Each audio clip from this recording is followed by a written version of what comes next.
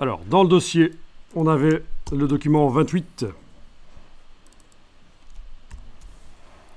sur lequel j'avais déjà retiré, en double-cliquant sur le bloc, j'avais retiré les images.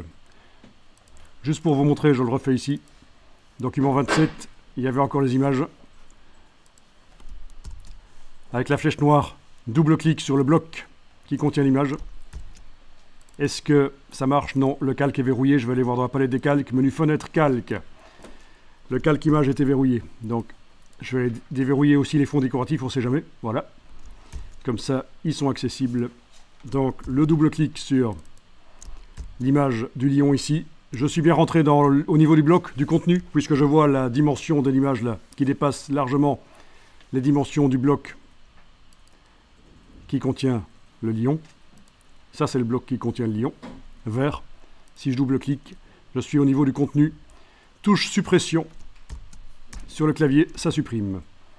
J'essaye ici pour la peau de crocodile. Voilà, je l'avais même tourné, ça se voit. Touche suppression, voilà. Le bloc qui contient la peau de crocodile est toujours là. Il a presque la même couleur de fond que le bloc qui contenait le lion.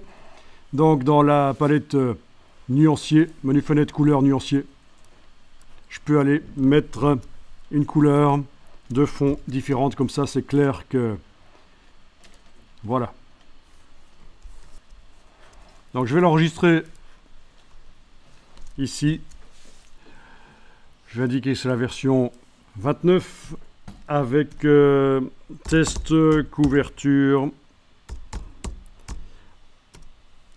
1.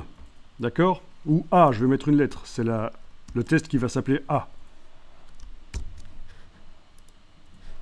Voilà, donc le document s'appelle maintenant comme ça.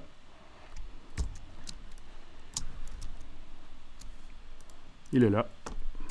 Pas de problème. Donc je sélectionne le bloc qui doit contenir l'image. Je fais un CTRL-D ou menu fichier importer. Oui, j'utilise le raccourci éventuellement. Et je vais aller chercher une image, comme celle-là par exemple. Voilà. Ouvrir. Elle arrive là. Elle est minuscule. Ça n'a aucune importance, la dimension qu'elle a au départ. Ça n'a rien à voir en plus avec son nombre de pixels. Vous allez comprendre par la suite que c'est indépendant. C'est un pré-réglage qui s'est fait dans Photoshop. Il est fort probable que la personne qui a mis ça sur le web a pré-réglé de manière expressément. Il a pré-réglé pour que l'image, quand on l'utilise, elle soit minuscule et que les gens se disent qu'ils doivent payer pour l'avoir. Ou qu'ils doivent s'inscrire sur le site pour l'avoir. Donc je vous rappelle qu'il suffit de faire objet, ajustement, remplir le bloc proportionnellement. Ça vous rappelle quelque chose, ça? Objet, ajustement, remplir le bloc proportionnellement. Voilà. Donc finalement, elle n'est pas si pourrie que ça. Alors, c'est vrai que dans le menu affichage, et ça on n'en a pas parlé, dans le menu affichage, il est possible que dans InDesign, vous soyez en affichage standard, et ça peut vous faire des pixels comme ça. Ça vous fait ça? Là aussi, c'est à mon avis un piège du site qui met à disposition les images. Donc vous pouvez vérifier ça. Voilà ce qui se passe. Dans InDesign, dans le menu affichage, performance d'affichage, on est généralement en affichage standard. C'est un affichage réduit, toute la qualité des images n'apparaît pas. C'est pour économiser de la ressource informatique, pour que ça ne devienne pas trop lourd, pour qu'on puisse faire la mise en page avec un ordinateur qui n'est pas nécessairement un ordinateur de gamer, quoi. Mais vous pouvez tester ceci, à partir du moment où vous n'avez que quelques images dans le document, ça devrait de façon passer, même avec des ordinateurs un peu faibles.